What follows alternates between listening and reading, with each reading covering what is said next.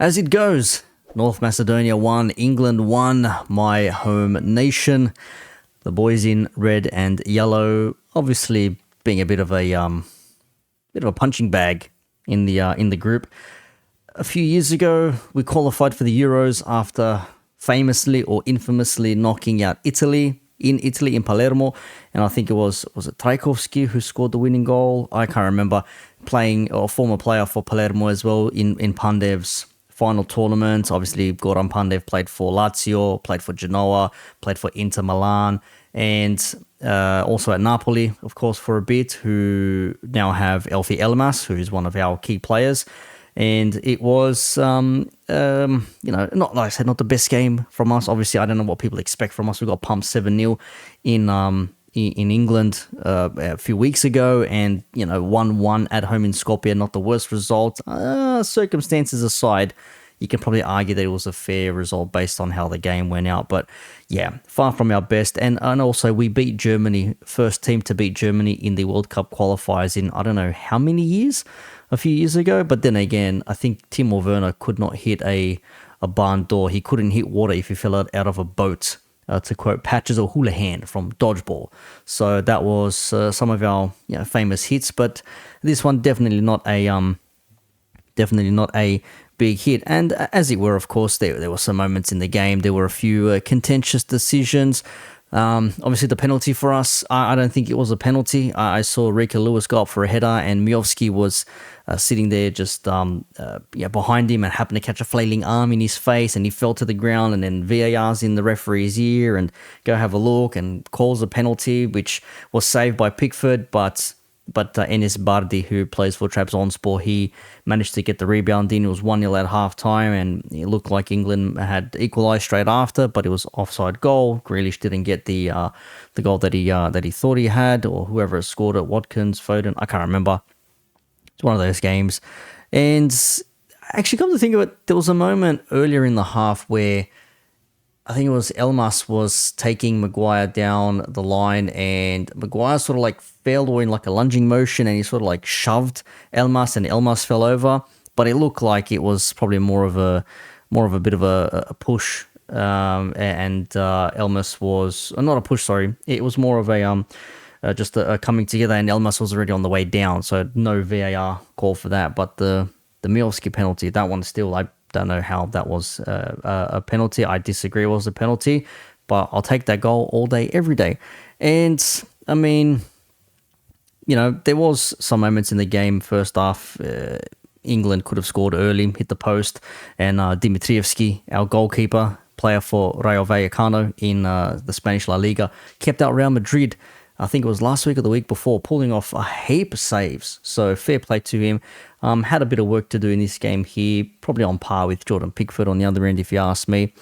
Saka wasn't probably the best player if you want to go by performances and stats on football aggregator websites and live score websites. They'll tell you that he probably wasn't, which we'll get to some stats in a second here. And didn't really have the best game, but it was an alright game. Not so much for the England fans, who I think they were like $1.22 dead on to win this game. We were at $15 to win, and the draw was at $5.75 if you want to go off the foot mob odds. But if we're crossing over, as you can see now here you go. So Dimitrievski in goal, Miovski are playing for Aberdeen, actually, oddly enough. There he goes, plays for Aberdeen. And we have Darko Churlinov, who is on the bench, young player, plays for Burnley, which I had no idea he played for Burnley. That was interesting. He was only I think it was in Russia a couple of years ago. Anyways, not the point. Decent England team, though. Ollie Watkins, Grealish, Foden, Saka. Trent was in midfield with Declan Rice, Rico Lewis at left back. Gehi, Maguire, and Walker. Obviously, a rotated squad. I mean, you're already qualified. There's no point in playing a overpowering team against someone like us. You would have thumped us, but the risk is then minutes added to the legs of these players. Your stamina depletion, also risking injuries, which I know a lot of Arsenal fans were not happy that Rice and Saka both started this game. Saka coming off, Rice having completed the whole match. So for Arsenal's sake, you hope that everyone turned out okay. Trent as well got a yellow card, more so for his reaction to not having the decision go his way, but it is what it is. And as it finishes 1-1, and we didn't do ourselves any favors. I mean, we were pretty crap. Blagoja Milevski has done well for us. Obviously, with what's been going on, hard to perform when you don't really have a team of superstars, but it is what it is. Now you see the table there. Obviously, England qualifying first. Italy with that draw. Ukraine could have had a penalty, though. Let's be real here. Lonely in with 8 points, but Malta having been the battering ram for everybody else in that group. But we move. And before we get to the main crux, I want to pull this up, actually, because not many people go to Skopje. Not many people go to Macedonia. I get that. I call it Macedonia. You call it North Macedonia. That's politics to me. It's Macedonia. And I found this article when I was flicking through just a couple of reports. And it says, England fans gobsmacked at how many pints you can get for £60 in North Macedonia.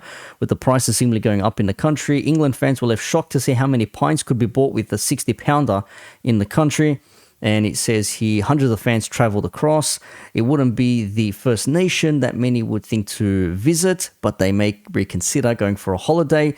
A population of over 2.06 million may have to prepare themselves for a sudden influx of British tourists.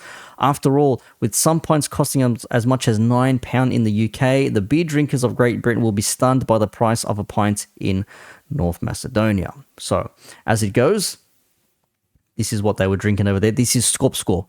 So this is a Macedonian brewed beer. This is from the capital city in Skopje. That's where the brewery is. And as you can see there, it is a massive beer tower. Now, I'm not really sure how much that costs, but doing some digging in the back here, and if I remember to bring this up on screen, you may see that the denar is 70 denarii to the £1, and for 100 denarii, you get yourself about a pint. So you can imagine for about £2, £3, you can get yourself a pint of beer. So that's three pints of beer, give or take, maybe four, for the price of one that you'd normally pay in the UK. So that is a lot of beer.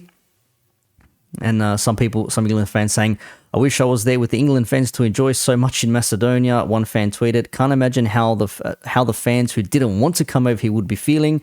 Some who feel that they may have regrets from fans at home. It is relatively cheap. I mean, cheap for people who live in first world developed countries. I mean, we're not a third world country. We're still developing in a way in the former Yugoslavia, in the Balkan area.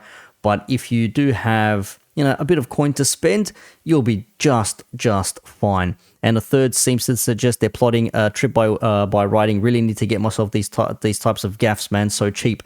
And there's a still there from the game itself. A fourth challenge to fellow fans: are they in Macedonia or heaven? Make up your mind. Considering it is easy, well, hey, let's not be a little bit too drastic there. So let's say it's a bit easy to buy. Considering it's easy to buy one round of drinks for the same amount of money in some parts of England.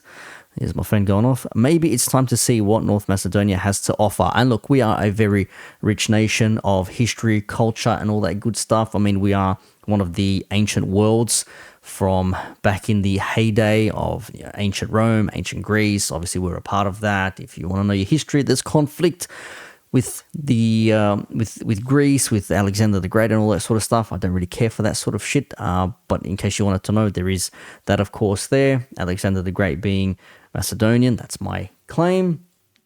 Not here to start shit. I'm just saying that's my opinion based on what I know as the evidence. But it is a rich nation. So much to see. So many ancient buildings and tourist locations. Lots of churches and monuments and the lakes and all that sort of stuff. Spring water walks. Fantastic places to go visit. Highly recommend, obviously, being from there myself. But now, Gareth Southgate. A lot of England fans do not like Gareth Southgate, and I just made a couple of notes here. I'm just going to read out a couple of notes here because I obviously prepared a little bit beforehand, and I just don't want to put someone else's video in there for their talking points. But I was listening to Rory Jennings. I don't know why. The first thing that come up in my recommended feed. And he was talking about how he doesn't want Gareth Southgate to move on forward. He doesn't like his football. Yes, we're undefeated. We won all these games, but you're drawing 1-1 away to Macedonia in a dead rubber with a heavily rotated squad, but a squad of quality players nonetheless. I mean, as we mentioned, Grealish, Foden, Rice, Trent was in there. okay, Maguire, let's have a giggle. But you had Saka, Starboy, Golden Boy, whatever Arsenal fans call him. I think they call him Starboy. So they didn't really show up. I mean, Alioski, I forgot. Alioski plays for us, of course. He was at Leeds a few years ago. And then he ended up going somewhere to Turkey. Now he plays for Al Ahly in the Saudi League. So I don't know why. Not really good enough, I would imagine. But he was pretty much locked up by the left back. Saka did. So again, whatever. But I made a couple of points here. So England fans really don't like Gareth. They don't like Gareth Southgate. They don't like his boring style, sleep-inducing football, no exciting displays at all, no attacking football, no creativity, no free-flowing football at all. Is he restricting the talents of the squad? Is he selecting players out of form like Jordan Henderson still gets picked, which I don't agree with? I mean, even as a Liverpool fan, obviously this is Anfield signs behind me. Even I don't think Pickford should be... Jordan Pickford, Jordan Henderson. Henderson should be getting picked. He plays in the Saudi leagues. Yeah, he still plays, but it's not the highest level. Let's not kid ourselves, okay? I don't think he should be selected. You got to select players of form, Marcus Rashford and all these other players who get chosen by him when they haven't been performing for their own clubs. It's like the Harry Maguire thing all over again. Has a couple of good games. Oh yeah, it's undeniable. I'm great at what I do. My win ratio is great. But no, not really. Not really. You're still dog shit. You just happen to play against worse opposition, if we want to be charitable in a way. But, playing from outside leagues of higher orders, that's probably not what you want to be doing as players-wise. Again, would they be being picked if they weren't Jordan Henderson, for example? I mean, if they're playing in front of, 300 people, they may be on form, sure. But, I mean, Henderson in his mid to late 30s, I mean, do you really still need to be picking him? I mean, and surely that's all on Southgate. Now, I don't know. Obviously, I don't watch England that often, but hey, it's a question mark. Do England believe they can go all the way and win Euro World Cup with Gareth Southgate if they're going to be playing this pragmatic sort of counter-attacking football? And I think Rory Jenkins mentioned that against Italy, they scored early or had one shot on target early on, and then they got absolutely pumped throughout the rest of the game, letting the opposition, the away team, dictate the play. I mean, you really want to be the team that's dominating. I mean, look at how you pissed away the golden generation with Beckham, Scholes, Rooney, Ferdinand, Lampard. How many goalkeepers do you want to put in the back there? I mean, you had... of course, Ashley Cole and all these others. I mean, Shearer you want to throw into it as well. Michael Owens and all these other places. McManaman's going back into the 90s, early 2000s. It's a damn shame to piss away the riches and the talents you have now through Gareth Southgate. I don't know. I'm just asking the question. I know a lot of England fans do not like Gareth Southgate, even though he's got you undefeated, qualifying for another tournament. But playing the way you're playing now in the Euros... in Germany, I think it's in Germany. I don't know, man. That's a tough one for you guys to figure out. But who would you get if not for Gareth Southgate? Who would come and manage this England squad now? You can let me know your thoughts down below. North Macedonia, all the way.